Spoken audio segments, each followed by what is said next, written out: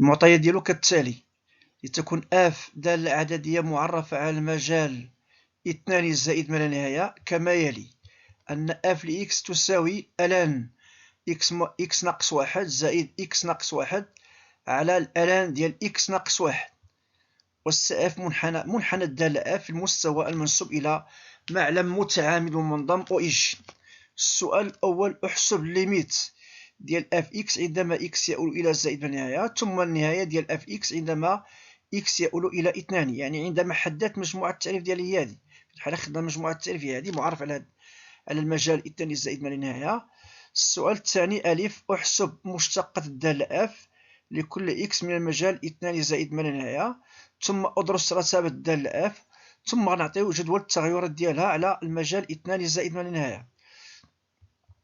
السؤال بها هو معود عندي هنايا. ثالثا، السؤال الثالث: استنتج أنه مهما يكن إكس من المجال 2 زائد ما لا نهاية فإن اف ديال إكس أكبر من أو يساوي زائد واحد.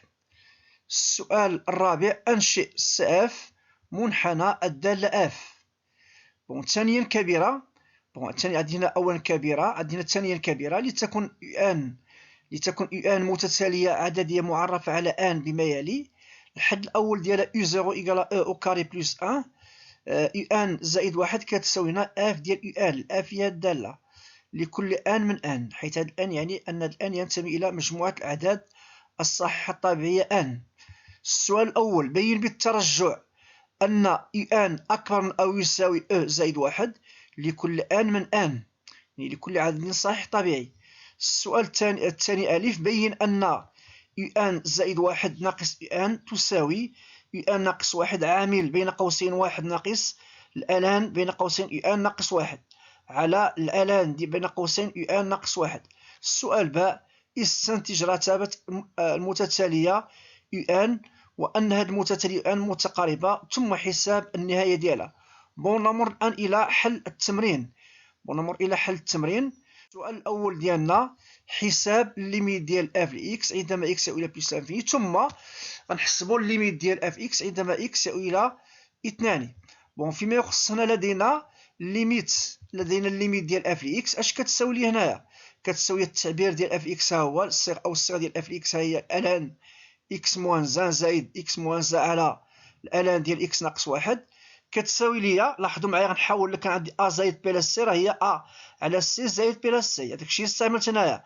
عاد ديال الان اكس موان زان على الان ديال اكس موان زان اكس تساوي الى زائد من النهايه زائد بقات عندي اكس موان زان هي على الان ديال اكس موان زان اكس يؤول الى زائد من النهايه.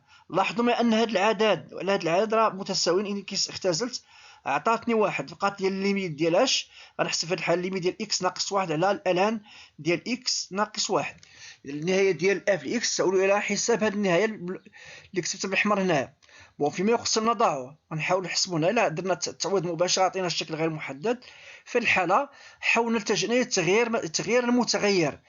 نضع ان اكس ناقص واحد كتساوي تي، سميتها مثلا تي هنايا. هاد اكس ناقص واحد.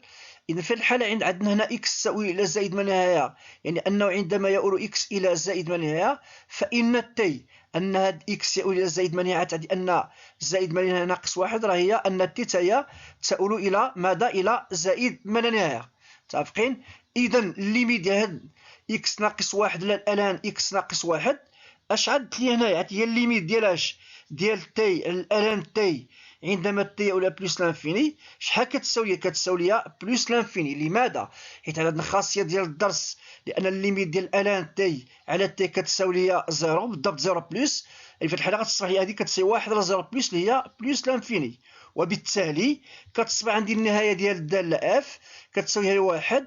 هذه حسبناها بلس لانفيني ان واحد زائد ما لا نهايه زائد ما لا نهايه، وبالتالي غنكونوا جاوبنا على السؤال الاول. نمر لحساب اللي ديال اف اكس عندما اكس يؤول الى 2. بنفس الطريقه نخدموا تقريبا. هي حاولت جزءتها نفس الطريقه ان ا زائد بي لا سي هي ا على ا زائد سي لا بي زائد سي. جزءتها اللي عطاتني واحد. كذلك في هذه الحاله غنحاول نحسب الليميت ديال الان اكس ناقص واحد على الان ديال اكس ناقص واحد. نفس الطريقه نحاول نستعمل هنايا تغيير المتغير كان عندي هو إكس، غادي على تصبح عندي هو تي، أن عندما إكس يؤول إلى 2 زائد اش غتصبح عندي أن تي تؤول إلى ماذا؟ لأن عندي في هذه الحالة تؤول ماشي كتساوي، أن إكس تؤول إلى 2 أنها تي اش كتساوي؟ أنها تي تؤول إلى ماذا؟ 2 ناقص 1، وحنا فأصلا على أن إكس تنتمي إلى 2 بلس لانفيني على اليمين ديال 2، غتصبح عندي أن تي تؤول إلى ماذا؟ تؤول إلى 1 على اليمين، لأن هنا 2 ناقص 1 هي 1، ولكن هي ماشي 2 بالضبط، يعني بجوار 2 على اليمين، غتصبح عندي كذلك هنا 1 على اليمين. إذا اش غتصبح عندي هنا؟ أن الليميت لهاد إكس ناقص 1، الألان ديال إكس ناقص 1 كتساوي الليميت، غنعوض ب2 هي 2 ناقص 1 هي 1، هنا غنعوض هي عطاتني هنا الألان، قلنا أن في الحالة أن هاد إكس ناقص 1 هي تي، الألان تي، عاد لي أن الليميت ديال 1 على الألان تي على اليمين، على اليمين اش غعطيني هنايا؟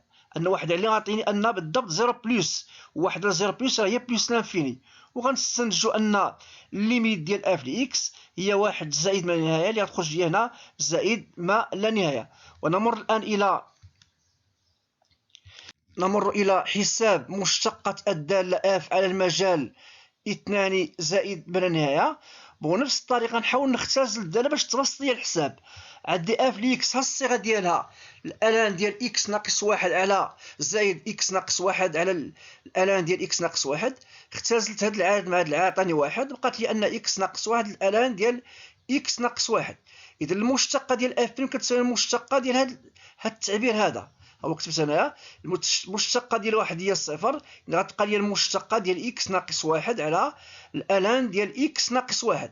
إذا في هذه الحالة نحاول نخص اف بريم لإكس، اش عاد عندي هنا؟ عندي دالة بحال الشكل ديال يو على في، كتكون عندي يو على في بريم اش كتساوي ليا؟ كتساوي يو بريم في ناقص يو في بريم على في أس 2. داكشي اللي غنطبق هنايا. ها هي المشتقة ديال إكس ناقص 1 اللي كتلعب الدور ديال إي مضروبة في الدالة في، ها هي اللي كتلعب الدور ديال هي الألان ديال إكس ناقص 1 ناقص، في هذه الحالة غتكون عندي هذه هي الإي مضروبة في المشتقة ديال في، وبالتالي التعبير التالي في هذه الحالة أن المشتقة ديال إكس ناقص 1 أشنا هي؟ 1 مضروبة في الألان إكس، ها هي كتبتها.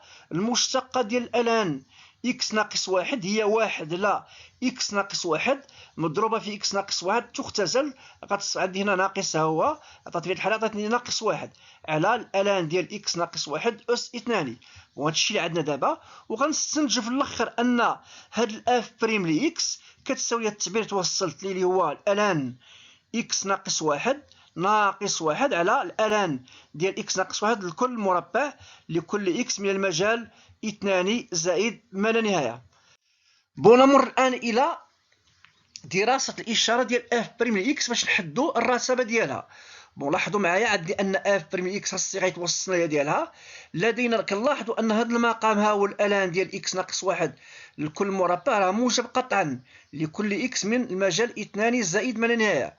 إذا غتصبح عندي هذا العدد مقام موجب، غتصبح عندي الإشارة ديال اف بريم لإكس هي إشارة البسط، يعني إشارة العدد اللي هو الألان ديال إكس ناقص 1 ناقص 1. فيما يخص هنا نحاول ندرسو الإشارة ديالها.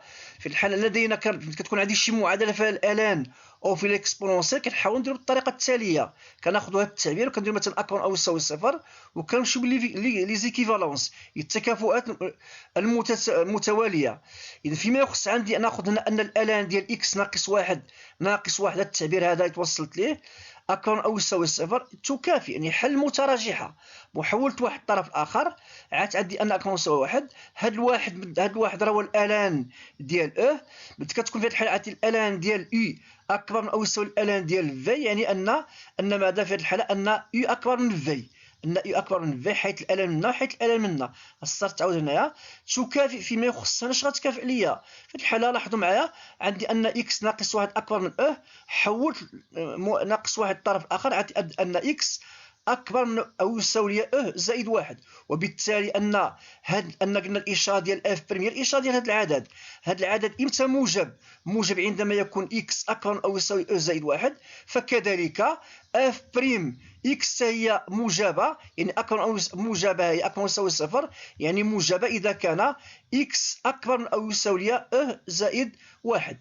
والعكس ديالها عندي هنا اللي عندي التكافؤات المتواليه هنايا المتتاليه هنا في ان العكس ديالها ان وتكون سالبه اذا كان اكس اصغر من او يساوي هذا العدد، ولكن حنا عندنا اكس اكبر قطعا من 2 خدام في هذا المجال، في الحاله عتعني ان والسالبه اذا كان اكس اكبر قطعا من 2 واصغر من او يساوي زائد 1. بون نمر الى بون فيما يخصنا نمر الى دراسه مثلا هنا الرتابه. بما ان توصلنا بان اف بريم لاكس موجبه على المجال اذا كان اكس اكبر من او يساوي زائد 1، والسالبه اذا كان اكس اكبر قطعا من 2 واصغر من او يساوي زائد 1. هذه الكتابه كنترجموها، فان الداله اف لاحظوا كعندنا اف بريم الداله اف هذا موجب يعني زائد إشارة زائد أن الدالة اف تزايدية على المجال. هذه المتفاوتة هذه كنكتبوها شكل مجال أن إكس أكبر من أو يساوي زائد 1، يعني أن إكس تنتمي إلى المجال زائد 1 زائد ما لا نهاية، أن اف تزايدية على المجال زائد 1 زائد ما لا نهاية. وهذه كلمة هذه السالبة يعني عندنا إشارة ناقص أنها تناقصية على المجال 2 زائد 1 اللي كيمثل لي الأعداد الأكبر قطعا من 2 وأصغر من أو يساوي لي زائد 1. وبالتالي كنستنتج جدول التغيرات. جدول التغيرات ما هو إلا خلاصة أو تلخيص للنتائج توصلنا لها فيما يخص الرتابة ديال الرسم المشتقة وهكذا.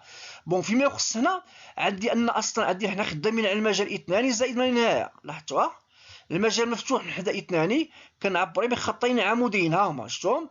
بون فيما يخص عندي اف بريم لقينا على المجال 2 زائد 1 هاي ناقص، لقينا ناقص شفتوها سالبه. على المجال زائد 1 بلس لانفين لقيناها موجبه هي زائد، اذا عندي الداله هي تناقصيه هنا عندي تزايديه.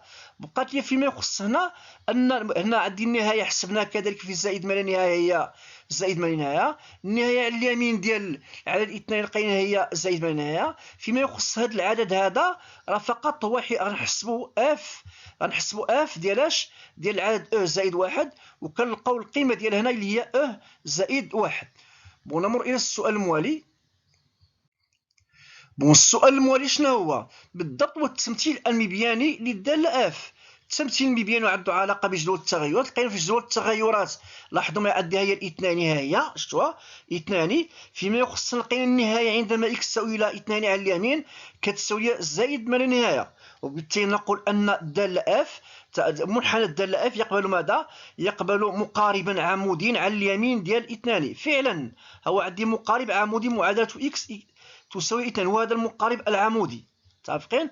فيما يخص كذلك لقينا ان الليميت ديال اف لاكس عندما اكس تؤول الى زائد ما هي كتساوي بلس لانفيني، وحتى لا حسبنا حتى هي الليميت ديال اف اكس على اكس غنلقاوها بلس لانفيني. في هذه الحاله ان اف تقبل فرعا شلجميا في اتجاه محور الاراتيب بهذا الشكل ديال هذا. حنا عندنا الداله اف ديالنا تناقصيه على المجال قلنا على المجال من 2 حتى زائد 1. فيما يخص ان زائد 1 عندي تقريبا غتكون عندي تقريبا هنا زائد 1 العدد ديال هو زائد 1 هي تقريبا 3.72 غتكون عندي تقريبا هنايا. في هذه الحاله شنو عندي هنا الجدول كيقول لي ان عندي قيمه دنيا عندي فيما يخص هنا كالتمجيه عندي الداله تناقصيه كتوصل هنايا وكتصبح تزايديه شفتوها غتتم غادا حتى لزائد ما لا نهايه. وبالتالي هذا هو الشكل ديال التمثيل المبياني ديالنا. بون فيما يخص الشرط ان الداله تقبل هنا ماذا؟ تقبل قيمه دنيا. لا كانت قيمه دنيا في هذه النقطه مثلا زائد 1 فان مهما يكون اكس كينتمي للمجال 2 زائد ما لا نهايه فان اف لاكس غتكون اكبر من او يساوي اف ديال زائد 1 اللي حسبناها حنا حتى هي كتساوي زائد 1. بون نمر الان الى بون السؤال استنتج هذا التعبير ان اف ديال هو اللي تكلمت عليه دابا ان قيمه دنيا. اذا نستنتج انه مهما يكون اكس من المجال 2 زائد ما لا نهايه ان اف ديال اكس اكبر من او يساوي زائد 1. حنا من خلال جدول التغيرات عندنا الداله اف كنلاحظوا ان الداله اف مالها تقبل قيمه دنيا مطلقه على المجال 2 زائد ما لا نهايه، وكذلك من خلال التمثيل المبياني كما اشرت قبل قليل. اذا مهما يكون اكس من المجال 2 زائد ما لا نهايه فان اف لاكس اكبر من او يساوي زائد 1. وهذيك الطريقه الاولى. الطريقه الثانيه مثلا نقدر مثلا هنا بالتفصيل اذا كان اكس اكبر من او يساوي زائد 1. وهنا الملاحظه ديال الجدول ديالنا كنعبروا عليها. فان اف ديال اكس اكبر من او يساوي ليا اف ديال او زائد واحد. لماذا كتبت اذا كانت عندي اكس اكبر من او يساوي او زائد واحد دخلت هنا اف؟ لماذا؟ لان الداله اف ديالنا هي التزايد لهذا المجال، احنا تطرقنا لها ان الداله التزايديه. اذا فيما يخص هنا عاد لان اف ديال اكس اكبر من او يساوي او زائد واحد. لماذا؟ لان اف ديال او زائد واحد راه حسبناها هي او زائد واحد، وبالتالي غنكونوا جاوبنا على الشطر الاول ان اف ديال اكس اكبر من او يساوي او زائد واحد فقط على المجال او زائد واحد زائد ما لا نهايه. بقات لي الجهه الاخرى. اذا كان بقات دوكا درست هنا على المجال اللي هو او زائد واحد زائد ما لا نهايه، بقات لي من اثنان حتى او زائد واحد اللي هو هاد كتعبر هاد المتفاوته. فان في هذه الحاله دخلت الداله عندي تناقصيه على هذا المجال. لا دخلت اف لاكس غتبقى ان اف لاكس اكبر من او يساوي اف ديال او زائد واحد. هنا اف ديال اثنين ما يمكنش نحسبها، ما غاديش نتكلم عليها، فقط حسبت اف ديال اكس اكبر من او يساوي ليا اف ديال او زائد واحد، لان الداله اف تناقصيه لهذا المجال. اذا اف ديال اكس صبحات ان عندنا هنا اف ديال او زائد واحد هي او زائد واحد، عاد لان اف ديال اكس اكبر من او يساوي او زائد واحد على هذا المجال. ونستنتج بالتالي ان اف ديال اكس مالها اكبر من او يساوي او زائد واحد على كل. لقينا في الاولى هنا اكبر من او يساوي على هذا المجال، ثم على هذا المجال، على كل من المجالين، يعني على هذا المجال او هذا المجال. هذا المجال يعني ان الاتحاد ديالو واش غادي يعطيني هذا المجال اللي هو 2 زائد ما لا نهايه. اذا بالتالي غنستنتجوا ان اف لاكس اكبر من او يساوي او زائد واحد لكل اكس من المجال 2 زائد ما لا نهايه. ونمر الى ثانيا كبيره اللي عندنا فيه المتتاليه العدديه اف. المتتاليه العدديه يو ان، المتتاليه العدديه يو ان المعرفه على ان بما يلي: ان الحد الاول ديالها يو 0 كيساوي لنا او اس 2 زائد واحد، والحد العام ديالها يو ان زائد واحد كتساوي لنا اف ديال يو ان. اف هي الداله اللي عطانا فيه اولا كبيره. السؤال الاول اللي عندي انا هنايا: بين بالترجع ان يو ان اكبر من او يساوي او زائد واحد، يعني مهما يكون ان ينتمي الى ان. حنا عندنا شنو نعلم ان او كاري اكبر من او يساوي او.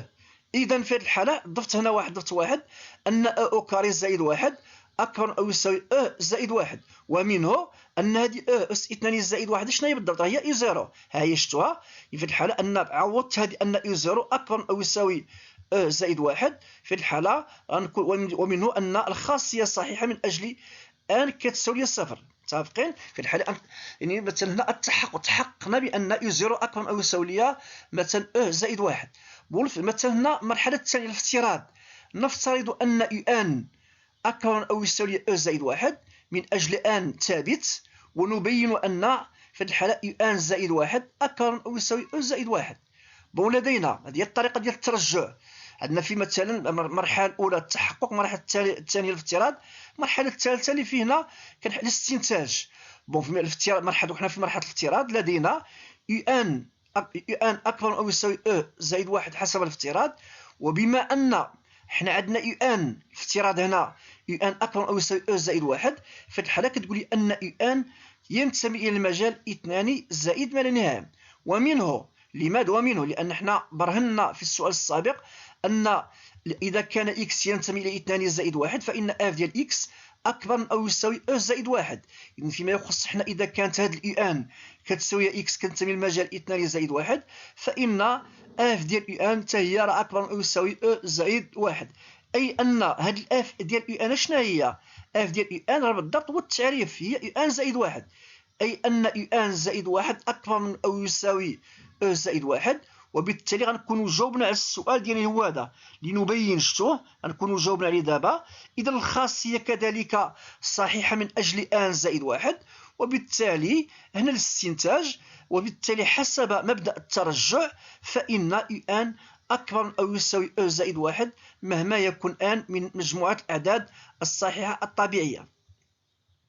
نمر الان الى السؤال اللي هو في هذه الحاله لنبين الف. بغينا نبينوا ان يو ان زائد واحد ناقص يو ان كتساوي ليا يو ان ناقص واحد مضروبه في واحد ناقص الالان ديال يو ان ناقص واحد على الالان ديال يو ان ناقص واحد.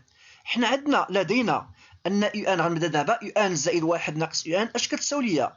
هاد اليو ان زائد واحد راه هي اف ديال يو ان حسب التعريف ديالها. ناقص هي ناقص يو ان.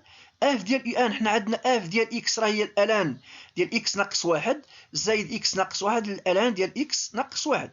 هذا هو التعبير ديال اف لاكس. اذا بغيت نعوض اكس ب يو ان غتصبح عندي التعبير هو الالان ديال يو ان ناقص واحد زائد يو ان ناقص واحد على الالان ديال يو ان ناقص واحد عاش ناقص هاد اليو ان هاهي. اذا هاد الكتابه هاد السطر تكافئ. اش كتكافئ ليا؟ في الحاله غنحاولوا شنو قلنا وحدت المقام، يعني ضربت هاد اليو ان في هاد المقام اللي هو الالان ديال يو ان ناقص واحد. في الحاله ضربت هاد ناقص يو ان الالان ديال الالان ديال يو ان ناقص واحد. بون فيما يخص لاحظوا معايا لاحظت بان عندي ها هي الالان ديال يو ان ناقص واحد انا كتبتها بالاحمر، عندي كذلك الالان ديال يو ان ناقص واحد عندي لاحظت كعندي كعامل مشترك كعامل مشترك. بون فيما يخص هنا اخذت الكتابه التاليه عادت لي انا خدت هي يو ان ناقص واحد ها هي خليتها وحدها، ها هي يو ان ناقص واحد كانت هي الاخرى صبقتها هي الاولى. هنا فيما يخص هنا عندي هنا كعامل مشترك. بون قبل ذلك هنا تكلمت على هنا ان عندي هاد الالان ديال يو ان ناقص بالحمر ها هي عندي هنا كعامل مشترك عملت بها عملت في هاد الالان ديال يو ان ناقص واحد. اش بقات لي؟ بقات لي ان واحد ناقص يو ان. هاد اليو ان شنو هي هذه بالضبط شوا؟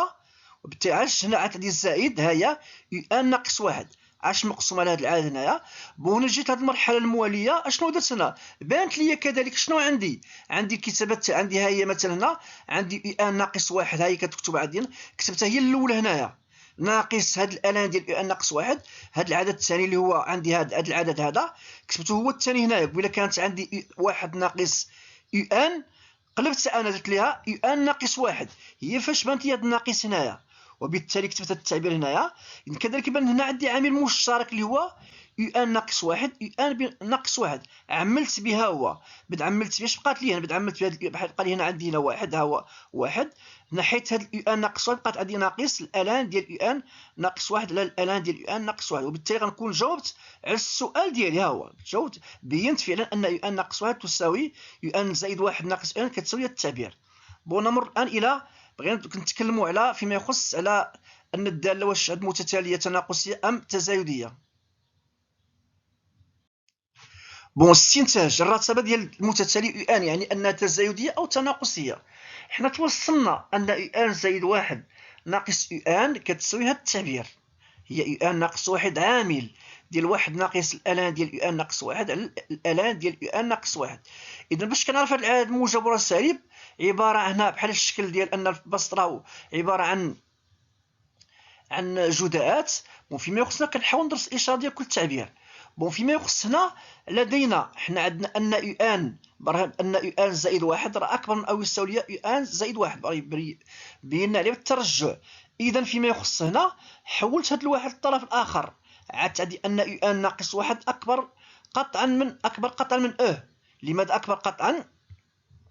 في الحالة أكبر قد نقصت واحد عتعدي أكبر من أو يساوي لي مثلا إذا أكبر من أو يساوي لي إذا فيما يخصنا أش عطاتني هنا؟ عطاتني مادامت أكبر من أو يساوي فإنها أكبر قطعا من صفر لأن هاد الأو أكبر قطعا من صفر. نتوصل دابا أن يو ان ناقص واحد موجب. ونمر الآن إلى بغيت نتكلم ثاني على فيما يخص العدد الآخر اللي هو الالان ديال يو ان ناقص واحد. وبما أن يو ان ناقص واحد نفس التعبير عاودت هنايا التعبير هذه توصلتي هنايا عاودت هنايا يو ان ناقص واحد اكبر قطعا من فان غندخل هنا الالان وغندخل هنا الالان. دخلت الالان هنايا عاد هذه الالان ديال يو ان ناقص واحد اكبر قطعا مناش من الالان ديال وبما خص ان الالان ديال اش كيساوي ليا اذا هنا الالان ديال راه كيساوي ليا واحد. اذا فيما يخص ان الالان ديال يو ان ناقص واحد اكبر من او يساوي ليا واحد وواحد اكبر قطعا من صفر. اذا عندنا الالان ديال يو ان ناقص واحد اكبر قطعا من صفر. بقات لي الاشاره ما ديالهاش في هذه الحاله بقات لي الاشاره ديال التعبير هذا ولقيت ان هذا العدد موجب وهذا العدد موجب بقات لي الاشاره ديال هذا العدد هذا غنرص هنا. وبما ان كذلك حتى التعبير توصلت لهذا بما ان يو ان ناقص واحد اكبر قطعا من فان نفس الطريقه استعملت دخلت هنا الالان فان الالان ديال يو ان ناقص واحد اكبر من الالان ديال فيما اذا لاحظوا معايا هذه غتصبح عندي هي واحد ان واحد اصغر قطعا من هذا العدد اشنو درت انا هنايا؟ ان واحد اصغر قطعا من هذا العدد، ومنه في هذه الحاله شديت هذا العدد هذا الان ديال يو ان ناقص واحد، حولت للطرف الاخر، عاد عندي ان واحد ناقص الان ديال يو ان اصغر قطعا من صفر، حولت للطرف الاخر على ان واحد ناقص الان ديال يو ان ناقص واحد، هنا بقى عندي والو اللي هو صفر، كتبته هنايا ونستنتج في هذه الحاله الاشاره ديال يو ان، لقيت ان هذا العدد موجب، هذا موجب، هذا سالب، إذا الإشارة ديال هذا العدد كامل راه عدد سالب، وبالتالي أن يو أن ناقص يو أن زائد واحد ناقص يو أن أصغر قطعا من صفر، ومنه أن في الحالة يو أن متتالية تناقصية قطعا. متفقين أن يو أن تناقصية قطعا. لماذا؟ لأن يو أن زائد واحد ناقص يو أن أصغر من صفر، أنها تناقصية. كل لقينا أن يو أن زائد واحد ناقص يو أن أكبر من صفر غنقولوا تزايدية. الاستنتاج هنايا فيما يخص أن متقاربة أو غير متقاربة، حنا عندنا أن يو أن تناقصية زائد مصغورة، كما كنت درتو في الدرس فإن يو أن كل متتالية تناقصية ومصغورة فإنها متقاربة. متفقين في الحالة أن المتتالية ديالنا الجملة أنها متقاربة، لأن ماذا؟ لأنها تناقصية ومصغورة. بون قليلا غنحدوا النهايه، ما دامت انها متقاربه هنا غادي يكون مطلوب منا غنحد يعني متقاربه ان لها نهايه محدوده، في الحاله مطلوب منا غنحسبوا هذه النهايه. بون لدينا حنا ان يو 0 كتساوي او اس 2 زائد واحد، معطيات هنا يو ان زائد واحد كتساوي اف ديال يو ان، و يو ان اكبر او يساوي او زائد واحد، هذه برهنا عليه بالترجح. وبما ان يو ان تناقصيه اش غنستنتجوا؟ ان يو ان تناقصيه. ملاحظ معايا هاد الجهه هادي ان يو ان اكبر او يساوي او زائد واحد، ان مثلا يو ان راه اصغر من يو ان ناقص واحد، اصغر من اش؟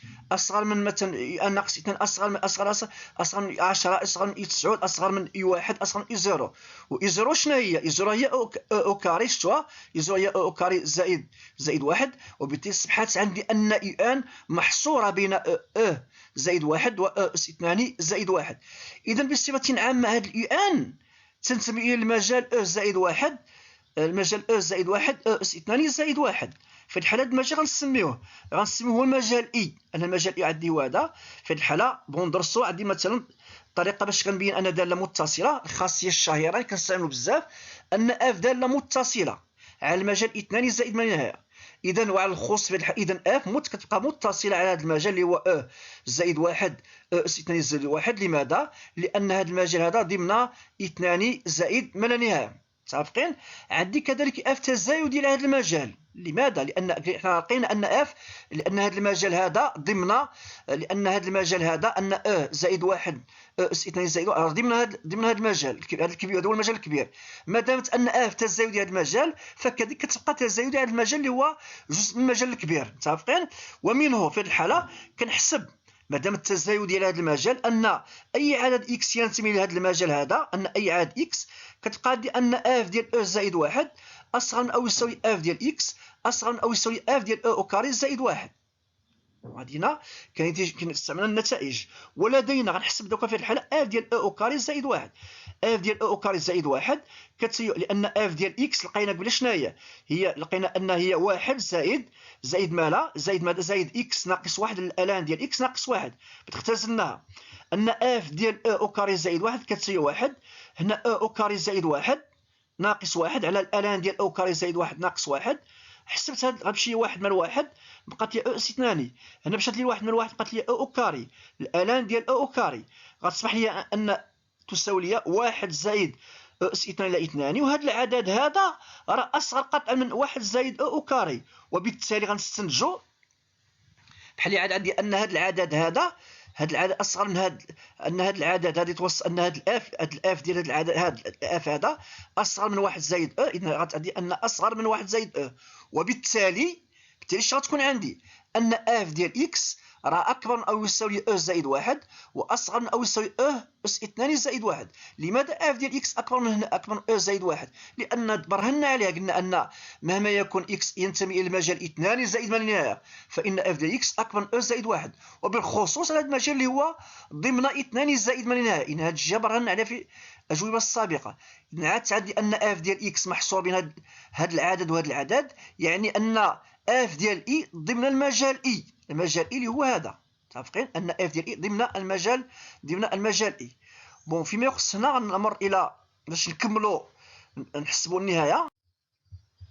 بون لدينا فيما يخص هنا ان يو ان زائد واحد كتساوي اف ديال يو ان، ان يو زيرو ينتمي لان يو ان كتنتمي لهذا المجال، كذلك ان يو زيرو ينتمي لهذا المجال، لان اي هو هذا المجال هذا.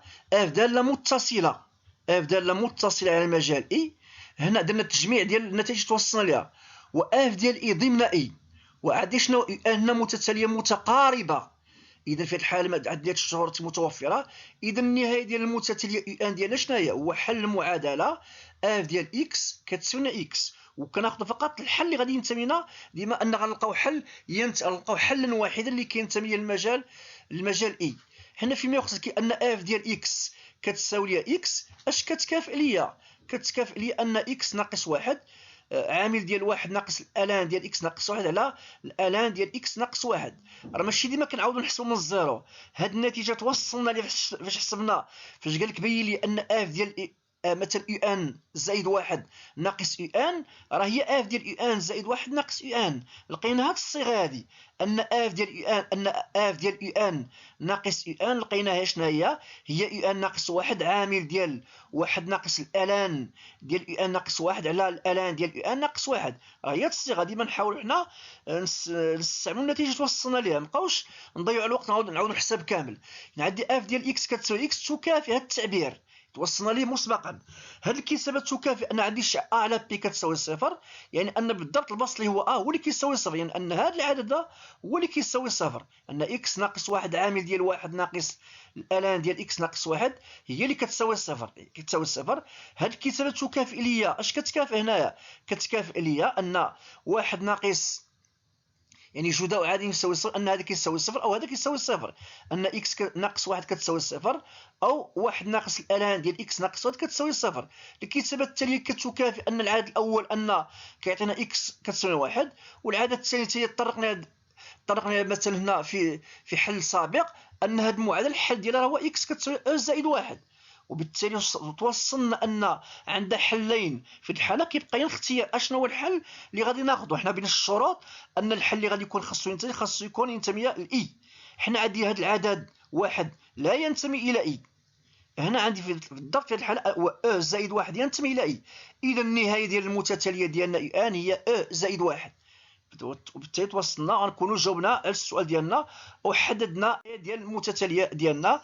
واخيرا يمكن ان اقول لكم وفقكم الله، والسلام عليكم ورحمه الله تعالى وبركاته، الى اللقاء في فيديو قادم.